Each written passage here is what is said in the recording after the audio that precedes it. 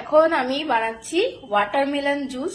তরমুজ এনেছিল সঞ্জয়, ঘরেতে ছিল, তো ওটা দিয়েই এখন জুসটা বানাচ্ছি। খুব ভালো লাগে ওয়াটারমেলন জুসটা খেতে। আমার তরমুজ খুব একটা পছন্দের না, কিন্তু এই জুসটা কিন্তু খেতে বেশ ভালো লাগে। তরমুজগুলোকে দেখো এরকম করে কেটে নিয়েছি। এবারে মিক্সিং জারে দিয়ে দিচ্ছি। এখানে এখনো এতটা তরমুজ আছে, এটা থাকুক, এটা শুধু খেলে খাওয়া হবে। এখন এটা দিয়েই বানাচ্ছি। আর এর মধ্যে দেবো এই যে লেবুর রস। লেবুর রসটা দিলে না খেতে খুব ভালো লাগে।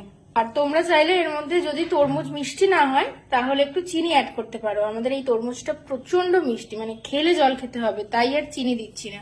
আর দিচ্ছি বিট নুন, সামান্য পরিমাণে বিট নুনটা দিচ্ছি। এবার মিক্সিং জারটা ঢাকা দিয়ে আর পেস্ট বানিয়ে নিতে হবে।